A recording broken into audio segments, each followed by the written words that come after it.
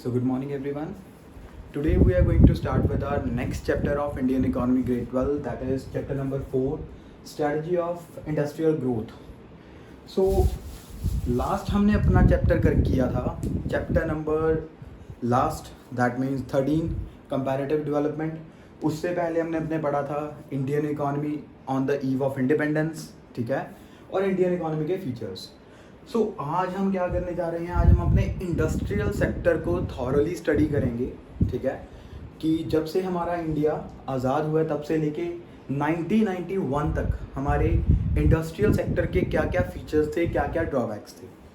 मैं 1991 तक ही हर चीज़ को क्यों एक्सप्लेन कर रहा हूँ, because there was a major reforms introduced into Indian economy by P.V. Narasimha Rao with the finance minister Dr. Manmohan Singh, which is known as new economic policy, liberalization, privatization and globalization. Okay, so 1991 से पहले हमारा agriculture sector, industrial sector and foreign trade का sector कैसा था.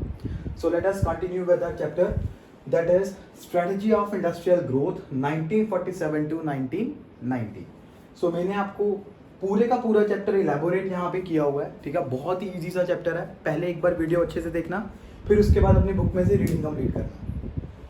सो the first topic, factors necessitating direct participation of public sector in industrial development. So ऐसे कौन कौन से फैक्टर्स हैं हु आर रिस्पॉन्सिबल, जिन्होंने पब्लिक सेक्टर को इंडस्ट्रियल सेक्टर में आने के लिए मजबूर किया. The first one is lack of capital. अब यहाँ पे लैक ऑफ कैपिटल का मतलब क्या है कि जब हमारा इंडिया आज़ाद हुआ था तब आपको पता है कि हमारे इंडिया में डी इंडस्ट्रियलाइजेशन की गई थी थ्रू कॉलोनियल गवर्नमेंट. मतलब कि इंडिया में किसी भी तरह की लार्ज स्केल या स्मॉल स्केल इंडस्ट्रीज नहीं थी जो कि कैपिटल गुड्स को बना सके. सो कैपिटल गुड्स को बनाने के लिए ह्यूज इन्वेस्टमेंट की ज़रूरत होती है. लाइक कैपिटल मतलब कि जैसे कि मान लो एक टेंडर निकला कि भाई आपने एक हाईवे पे एक फ्लाईओवर खड़ा करना है. सो इतनी बड़ी इन्वेस्टमेंट, पहले तो प्राइवेट इंडिविजुअल को अपनी तरफ से पैसा लगाना पड़ेगा ना, लेकिन 1950s में इतनी ह्यूज इन्वेस्टमेंट करना किसी के लिए भी पॉसिबल नहीं था. तो इतनी बड़ी इन्वेस्टमेंट कौन कर सकता था, सिर्फ और सिर्फ गवर्नमेंट. और उस टाइम पे टाटा और बिरला, ये दो ऐसी कंपनीज थी जो इंडिया में एग्जिस्ट करती थी, ठीक है, और इनके भी बस की बात नहीं थी तब इतनी बड़ी इन्वेस्टमेंट करना, टाटा एंड बिरला. ओके, सो इसलिए हर एक इनका भी होल्ड हर एक इंडस्ट्री के ऊपर नहीं था, ठीक है ना. सो जिन इंडस्ट्रीज के ऊपर इनका होल्ड नहीं था उन इंडस्ट्रीज को आगे ग्रो करने के लिए गवर्नमेंट की इंटरफेरेंस जरूरी थी. That means public sector must be involve. Okay, and the next one is low inducement to invest. अब क्या था इंडस्ट्रियल सेक्टर में कि लोग कम से कम पैसा इन्वेस्ट करते थे. ऐसा क्यों था, कम से कम लोग पैसा इसलिए इन्वेस्ट करते थे बिकॉज वहाँ पे इन्वेस्टमेंट कॉस्ट ही बहुत ज़्यादा थी, ठीक है ना. अगर किसी पर्सन ने इंडस्ट्रियल सेटअप करनी है तो उसके लिए उसको ह्यूज इन्वेस्टमेंट चाहिए. सो इसलिए पब्लिक सेक्टर एंटर किया, ठीक है ना. पब्लिक सेक्टर की डिमांड अराइज हुई. सो जब प्राइवेट इंडिविजुअल्स की इतनी ज़्यादा कैपेसिटी नहीं थी कि वो अपने पैरों पे खुद कोई इतनी बड़ी इन्वेस्टमेंट करके कोई कंपनी स्टार्ट कर सके, सो उन्होंने क्या किया, इंडस्ट्रियल सेक्टर में पैसा कम लगाना स्टार्ट किया. मतलब कि सेकेंडरी सेक्टर में इन्वेस्टमेंट कम हुई. अब देखो, अगर सेकेंडरी सेक्टर में इन्वेस्टमेंट कम थी, क्यों, बिकॉज लोगों के पास कोई और रोजगार ही नहीं था. क्योंकि nearly 73% of our working population is engaged in agriculture sector, ठीक है ना. ज़्यादातर लोगों के पास जो पैसा था वो एग्रीकल्चर सेक्टर से आता था. इसलिए लोगों ने क्या किया, प्राइमरी सेक्टर में ज़्यादा कॉन्सेंट्रेट करते थे, इंडस्ट्रियल सेक्टर मतलब सेकेंडरी सेक्टर में वो कम कॉन्सेंट्रेट करते थे, जिस वजह से उनकी इनकम कम थी.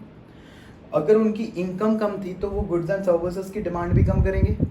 अगर गुड्स एंड सर्विसेज की डिमांड कम करेंगे तो प्रोड्यूसर्स गुड्स को भी कम प्रोड्यूस करेंगे. इसका मतलब साइज ऑफ मार्केट लिमिटेड हो गया, जिस वजह से प्रोड्यूसर्स ने क्या किया, आगे अपनी गुड्स की प्रोडक्शन करनी कम कर दी. सो उन्होंने इन्वेस्टमेंट कम की. अगर इन्वेस्टमेंट कम करेंगे तो क्या होगा, उनकी इनकम भी कम होगी.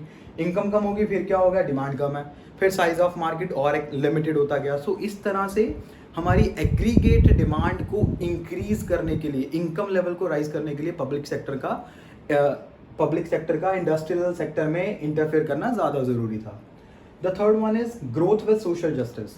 अब हमने सोशल जस्टिस के बारे में पढ़ा हुआ है कि क्या होता है, रिच और पुअर के गैप को कम करना, उसको हम बोलते हैं सोशल जस्टिस. ओके, सो पहले क्या था, इंडस्ट्रियल सेक्टर में सिर्फ और सिर्फ प्राइवेट सेक्टर्स इन्वॉल्व थे।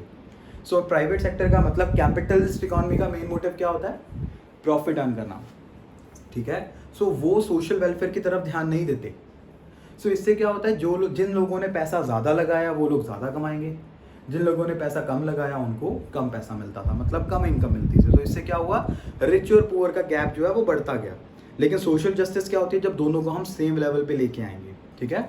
सो ये सोशल जस्टिस को मेंटेन कौन कर सकता था, सिर्फ और सिर्फ पब्लिक सेक्टर। सो ये हमारे पास 3 बेसिक एलिमेंट्स या फैक्टर्स थे जिन्होंने पब्लिक सेक्टर को एनकरेज किया कि वो इंडस्ट्रियल सेक्टर में आए, अपने आप को इंट्रोड्यूस करें। अब मैं ये टॉपिक अभी नहीं करवा रहा।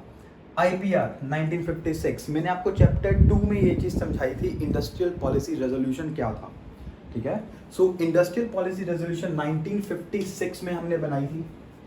बेसिकली जब हमारा इंडिया आज़ाद हुआ था तो क्या था कि हमारी इंडियन गवर्नमेंट और हमारे जो इंडियंस थे वो इतने ज़्यादा फेडअप थे ब्रिटिश गवर्नमेंट से कि वो नहीं चाहते थे कि अब कोई भी बाहर से कोई बंदा आके इंडिया में अपना पैसा इन्वेस्ट करे या अपना कोई बिजनेस सेटअप करे। सो इसलिए क्या किया इन्होंने, इंडियन गवर्नमेंट ने IPR पॉलिसी बनाई, ठीक है। अब जो IPR पॉलिसी के यहाँ पे ऑब्जेक्टिव्स हैं, या हम ये बोल सकते हैं कि जो इसके डीमेरिट्स बनेंगे एंड में, उसी को दूर करने के लिए इन्होंने न्यू इकोनॉमिक पॉलिसी 1991 इंट्रोड्यूस की थी, ठीक है ना। जो चीज़ इन्होंने सोच के IPR पॉलिसी बनाई थी वो चीज़ पूरी नहीं हुई, इसीलिए 1991 में इन्होंने रिफॉर्म्स इंट्रोड्यूस किए in the form of new economic policy. So IPR policy में क्या था, सबसे पहले 3 फोल्ड इन्होंने क्या किया, IPR में जितनी भी इंडस्ट्रीज थी, गुड्स की, टेक्सटाइल की, माइनिंग की, कोलिंग की, इन्होंने सबको 3 पार्ट्स में डिवाइड कर दिया। Basically 3 fold classification includes 3 schedules to categorise the different industries. Schedule A या schedule 1 belongs to public sector. Schedule A में सिर्फ वो वाली इंडस्ट्रीज आएंगी जो कि पब्लिक सेक्टर से बिलोंग करती हैं। और पब्लिक सेक्टर में कौन कौन सी मेजर इंडस्ट्रीज थी, रेलवेज, ठीक है, लिख लेना साथ साथ, एटॉमिक एनर्जी एंड डिफेंस, ये 3 मेजर थी। लेकिन टोटल पब्लिक सेक्टर के अंदर 17 इंडस्ट्रीज थी, ठीक है। शेड्यूल में B में आती थी प्राइवेट और पब्लिक, जिनकी ऑनरशिप जो है वो प्राइवेट भी हो सकती थी, पब्लिक भी हो सकती थी। उसमें हमारे पास टोटल 12 इंडस्ट्रीज अवेलेबल थी। मेजर कौन कौन सी थी, माइनिंग एंड फर्टिलाइजर कंपनीज। और इन दोनों, ये 17 और ये 12, इन दोनों को छोड़ के 29 को छोड़ के और जितनी भी इंडस्ट्रीज बचती थी इंडिया में वो सारी कैटेगरी 3rd में आती थी, ओके। ये तो था हमारा फर्स्ट मेन ऑब्जेक्टिव या फीचर बोल सकते हैं IPR का। Now the next one is industrial licensing. अब हमें पता है कि इंडस्ट्रियल लाइसेंसिंग क्या होता है। ये बेसिकली सिर्फ और सिर्फ प्राइवेट सेक्टर के लिए इम्प्लीमेंट हुआ था। अगर किसी भी पर्सन ने, मतलब किसी भी इंडिविजुअल ने कोई नई इंडस्ट्री सेटअप करनी है, देन वो विदाउट लाइसेंस, मतलब विदाउट रजिस्ट्रेशन या विदाउट परमिशन, वो बंदा अपनी इंडस्ट्री सेटअप नहीं कर सकता था, ठीक है ना। सो इंडस्ट्रियल लाइसेंस को एक्वायर करना बहुत ज़रूरी था उस टाइम पे। इंडस्ट्रियल कंसेशन, अब भाई लोगों ने जो छोटी छोटी होल्डिंग्स थी, स्मॉल स्केल इंडस्ट्रीज का कंसेप्ट यहाँ पे इंट्रोड्यूस करवाया गया ताकि लोग ज़्यादा से ज़्यादा इंडस्ट्रियल सेक्टर में अपनी इंडस्ट्रीज को सेटअप करें इन रूरल एरियाज, जिसकी वजह से उनको क्या क्या बेनिफिट्स मिले, टैक्स सब्सिडीज मिली, रॉ मटेरियल कम रेट पे मिला, ठीक है। और भी बहुत सारी उनको फैसिलिटीज़ प्रोवाइड की गई, जैसे कि कंसेशनल रेट ऑफ इलेक्ट्रिसिटी, ठीक है। बहुत बेनिफिट्स दिए गए ताकि लोग ज़्यादा से ज़्यादा इंडस्ट्रियल सेक्टर में अपने बिजनेस को सेटअप कर सकें, ठीक है। सो ये तो था मेन हमारे 3 फीचर्स इंडस्ट्रियल पॉलिसी रेजोल्यूशन के, ओके। सो इसके बाद जो यहाँ पे 3rd पॉइंट था इंडस्ट्रियल कंसेशन। जब इंडस्ट्रियल कंसेशन मिलना शुरू हुआ तो इंडिया में बहुत सारे छोटे छोटे ऐसे लोग थे जो कहते थे कि हमारे पास इतनी ज़्यादा अमाउंट नहीं है कि हम अपनी इंडस्ट्री स्टार्ट कर सकें। तो तब स्मॉल स्केल इंडस्ट्रीज़ की इस्टेब्लिशमेंट हुई। तो स्मॉल स्केल इंडस्ट्रीज़ की प्रेजेंट लिमिट कितनी है, बिलो 5 करोड़। और 1951 में कितनी डिसाइड की गई थी, बिलो 5 लाख, ठीक है, under Karve committee.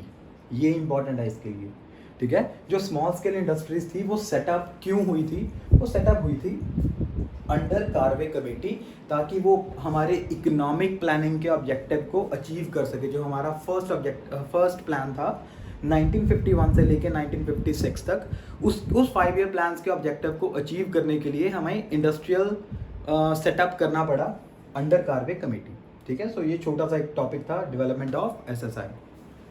Now the next one is role of small scale industries. अब स्मॉल स्केल इंडस्ट्रीज की जब एस्टैब्लिशमेंट हुई तो इन्होंने हमारी कंट्री के लिए क्या कंट्रीब्यूट किया।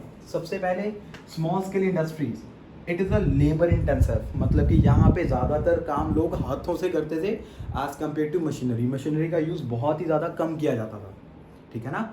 हैंडमेड प्रोडक्ट्स ज़्यादा पाए जाते थे, इसलिए इसको हम बोलते हैं लेबर इंटेंसिव। अगर लेबर इंटेंसिव है तो भाई एम्प्लॉयमेंट अपॉर्चुनिटीज़ भी ज़्यादा होंगी, क्योंकि हम मशीनरी का यूज़ कम कर रहे हैं। सो लेबर इंटेंसिव टेक्निक से यहाँ पे हमारी एम्प्लॉयमेंट अपॉर्चुनिटीज़ इंक्रीज हुई। Okay, next one is balanced regional growth. अब भाई बैलेंस्ड रीजनल ग्रोथ का मतलब क्या हुआ, it raise the standard of living.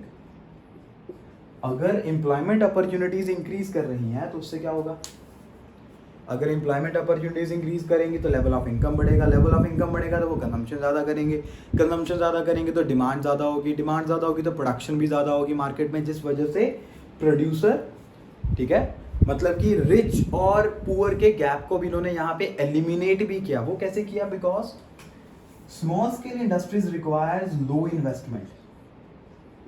अगर लो इन्वेस्टमेंट थी तो यहाँ पे रिच पर्सन भी इंडस्ट्रियल सेक्टर में आ सकता था और पुअर पर्सन भी इंडस्ट्रियल सेक्टर में आ सकता था, because it requires very low investment. तो इसको हम क्या बोलते हैं, बैलेंस्ड रीजनल ग्रोथ। तो यहाँ पे जितना फायदा रिच को होगा उतना भी फायदा पुअर को होगा। सोर्स ऑफ रॉ मटेरियल ना, प्रमोट्स इक्विटी, सोशल जस्टिस। अब भाई जहाँ पे हम रिच और पुअर की बात करते हैं, बैलेंस्ड रीजनल ग्रोथ की बात करते हैं, वहाँ पे सोशल जस्टिस तो हो ही गई होएगा, मतलब कि it eliminates the gap between rich and poor. Source of raw material, हमें पता है भाई ब्रिटिश के टाइम से ही जो इंडस्ट्रियल सेक्टर है वो रॉ मटेरियल सप्लाई करने का काम करता है, किसको, हमारे बाकी अदर इंडस्ट्रीज को। जो लार्ज स्केल इंडस्ट्रीज हैं उनको रॉ मटेरियल कहाँ से मिलता है, स्मॉल स्केल इंडस्ट्रीज से, ठीक है। सो ये हमारे पास कुछ रूल थे इसके। नाउ IPR मतलब कि इंडस्ट्रियलाइजेशन, डी इंडस्ट्रियलाइजेशन आपको पता है अच्छे से क्या होती है। It is a two fold aspect, discriminatory tariff policy इन्होंने इंट्रोड्यूस की थी और डिक्लाइन ऑफ इंडियन हैंडीक्राफ्ट, ठीक है। सो जब इंडस्ट्रियलाइजेशन हुई, इसको हम बोलते हैं प्रोसेस ऑफ इंडस्ट्रियलाइजेशन। सो इसके क्या क्या बिग इम्पैक्ट्स पड़े, गुड इम्पैक्ट्स पड़े हमारे इंडस्ट्रियल सेक्टर में। So it gives a big push. Big push का मतलब जब इंडस्ट्रियल सेक्टर को धक्का मारने के लिए हमें कुछ हाई अमाउंट की इन्वेस्टमेंट चाहिए थी, और वो इन्वेस्टमेंट कब मिली, जब IPR बना। IPR बना तो बहुत सारी स्मॉल स्केल इंडस्ट्रीज निकल के आई जिन्होंने अपना पैसा धीरे धीरे करके इंडस्ट्रियल सेक्टर में लगाना स्टार्ट किया, जिसकी वजह से इंडस्ट्रियल सेक्टर को एक बिग पुश मिला और इंडस्ट्रियल सेक्टर धीरे धीरे करके आगे बढ़ना स्टार्ट हुआ। Next, diversification. अब भाई जैसे कि एग्रीकल्चर सेक्टर में डाइवर्सिफिकेशन ऑफ एक्टिविटीज़ होती हैं, कोई बंदा कल्टीवेशन करेगा, कोई इरिगेशन करेगा, कोई ग्रोइंग करेगा, ठीक है ना। सिमिलरली इंडस्ट्रीज़ की भी डाइवर्सिफिकेशन हुई। कोई पर्सन कैपिटल गुड्स में इन्वॉल्व है, कोई पर्सन कंज्यूमर गुड्स इंडस्ट्री में इन्वॉल्व है, कोई पर्सन टेक्सटाइल इंडस्ट्रीज में इन्वॉल्व है, कोई माइनिंग इंडस्ट्रीज में इन्वॉल्व है, ठीक है ना, कोई पेट्रोलियम में इंगेज्ड है। सो इस तरह से इंडस्ट्रीज भी बहुत तरह की बनी, हमने यहाँ पे पढ़ा था 29 तो यही है हमारे पास इंडस्ट्रीज। सो इंडस्ट्रीज के आगे अलग अलग पार्ट्स बनाना, उसको हम बोलते हैं डाइवर्सिफिकेशन। नेक्स्ट वन है सब्सटेंशियल कंट्रीब्यूशन इन GDP। भाई अगर इंडस्ट्रियल सेक्टर को एक बिग पुश मिला, ठीक है, तो वो अपनी गुड्स एंड सर्विसेज ज़्यादा से ज़्यादा प्रोड्यूस करेंगे। उससे क्या होगा कि भाई जहाँ पहले एग्रीकल्चर सेक्टर सबसे ज़्यादा कंट्रीब्यूट करता था, नियरली आप लगाओ 60%, और 20 इंडस्ट्रियल, 20 सेकेंडरी टर्जरी, ठीक है, सर्विस सेक्टर, तो वहाँ पे अब इंडस्ट्रियल सेक्टर ने अपना शेयर राइज कर दिया, ठीक है ना। So with the help of IPR industrial sector gives a substantial contribution in GDP। The last one is birth to large scale industries in Rourkela and Bhilai. कहता अब स्मॉल स्केल इंडस्ट्री इतनी ज़्यादा बनी, इन्होंने रॉ मटेरियल इतना बल्क क्वांटिटी में produce करना start किया कि जिन लोगों के पास बहुत ज़्यादा पैसे थे उन्होंने लार्ज स्केल इंडस्ट्रीज डेवलप कर ली। उस टाइम पे लार्ज स्केल इंडस्ट्रीज डेवलप करने का, इस्टेब्लिश करने का उनको मेन फ़ायदा क्या मिला कि जैसे कि रूरकेला और भिलाई में उस टाइम की सबसे बड़ी इंडस्ट्रीज थी जो कि आज भी वेल सेटल्ड हैं, ठीक है ना। सो इट गिव राइज, मतलब स्मॉल स्केल इंडस्ट्रीज या फिर IPR gives rise to many large scale industries like established in Rourkela and Bhilai. Now इसके बैड इम्पैक्ट्स की बात करते हैं भाई। अब मतलब इसके डीमेरिट्स, ठीक है। सो डीमेरिट्स क्या थे? Dead social weight. अब भाई IPR के अकॉर्डिंग कुछ कहीं ना कहीं हमें पब्लिक सेक्टर को भी एंटर करवाना था, यहाँ पे ये लिखा हुआ है ना, ये फैक्टर्स थे। अब जब पब्लिक सेक्टर मतलब जब गवर्नमेंट इन्वॉल्व होना स्टार्ट हुई, तब क्या हुआ? जब लाइसेंसिंग सिस्टम बना, अब जिस बंदे का लाइसेंस जल्दी नहीं बनता वो क्या करता था? करप्शन देना स्टार्ट किया उसने, ठीक है ना। सो भाई करप्शन या फिर और भी बहुत सारी जो अनफेयर ट्रेड प्रैक्टिसेस होनी स्टार्ट हुई, उससे क्या हुआ? हमारी IPR पॉलिसी के मेन ऑब्जेक्टिव्स एलिमिनेट, मतलब खत्म हो गए बिल्कुल, ठीक है। तो उस प्रोसेस को हम क्या बोलते हैं? डेड सोशल वेट, जो करप्शन से आता है या फिर और भी जो हम बुरी चीज़ें करते हैं गवर्नमेंट सेक्टर में रह के, ठीक है, गलत काम करना। Import substitution proved insufficient. कहता IPR में हमने ये चीज़ बोली थी कि भाई हम इम्पोर्ट सब्सटीट्यूशन को फॉलो करेंगे ताकि हम बाहर से मंगवाई हुई चीज़ें हम खुद इंडिया में प्रोड्यूस करेंगे, लेकिन ये इतना ज़्यादा फायदेमंद हमारे लिए साबित नहीं हुआ। Protection of domestic industry discourage it's growth. अब भाई IPR में इन्होंने क्या बोला था? इंडस्ट्रियल लाइसेंसिंग, मतलब कि हम अपनी इंडिया की इंडस्ट्रीज को बचा के रखेंगे। जब इंडिया की, हमारे इंडिया की जो डोमेस्टिक इंडस्ट्री, जब हमने उसकी प्रोटेक्शन की बात की, तब हमने बहुत सारे ट्रेड बैरियर्स लगा दिए। भाई अब अगर ट्रेड बैरियर्स लगा दिए, जब उनकी डिमांड, उनकी बनाई हुई गुड्स की demand he with in India तक है, तो वो सिर्फ एक लेवल तक ही ग्रो करेंगी, उसके बाद उनकी ग्रोथ रुक गई। उसके आगे बढ़ने के लिए उनको क्या करना पड़ेगा? अपने बॉर्डर्स को खोलना पड़ेगा, ठीक है ना, जो कि अलाउड नहीं था बिकॉज हमने ट्रेड बैरियर्स लगाए हुए थे। So domestic, protection of domestic industry, यहाँ पे क्या बोल रहा है? ट्रेड बैरियर्स की वजह से जो स्मॉल स्केल इंडस्ट्रीज या फिर इंडस्ट्रियल सेक्टर था हमारे इंडिया का, उसकी ग्रोथ जो है वो रुक गई थी। सो ये सब चीज़ें कब तक चलती रही? 1990 में। सो 1991 में हमारे पास जो प्राइम मिनिस्टर थे उनका नाम था, मैं ये रेज करता हूँ, ठीक है, PV Narasimha Rao with finance minister doctor Manmohan Singh introduced new economic policy 1991, जिसके 3 एलिमेंट्स थे: लिबरलाइजेशन, प्राइवेटाइजेशन एंड ग्लोबलाइजेशन, ठीक है।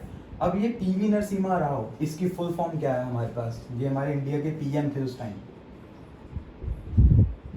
पामुला पार्थी वेंकटा नरसिम्हा राव, ठीक है। इनकी फुल फॉर्म आप अपने बुक पे लिख रहे हैं, ठीक है। आगे जाके जब हमारे पास लिबरलाइजेशन, प्राइवेटाइजेशन का कॉन्सेप्ट आएगा तब हम तब जाके पढ़ेंगे। So this is all about your chapter number 4। सो अब आपने क्या करना है? मैंने आपके चैप्टर का फर्स्ट टॉपिक आपको या इसमें नहीं करवाया, इम्पॉर्टेंस ऑफ इंडस्ट्रियल सेक्टर। सो जो इम्पॉर्टेंस है वो था फीचर, कि भाई आपके इंडस्ट्रियल सेक्टर में क्या था? लाइसेंसिंग सिस्टम बन गया था, लोग ज़्यादा से ज़्यादा इनकरेज होने लग गए, उनका स्टैंडर्ड ऑफ लिविंग इंक्रीज हुआ, सोशल जस्टिस हुआ, it enables to contribute a share in GDP, ठीक है। सो इस तरह के कुछ पॉइंट्स हैं, वो आप सिंपली रीड कर लेना, वो इतना ज़्यादा इंपॉर्टेंट नहीं है। जो इंपॉर्टेंट टॉपिक्स थे वो मैंने आपको कवर अप करवा दिए, ठीक है। So see you in the next video and good bye.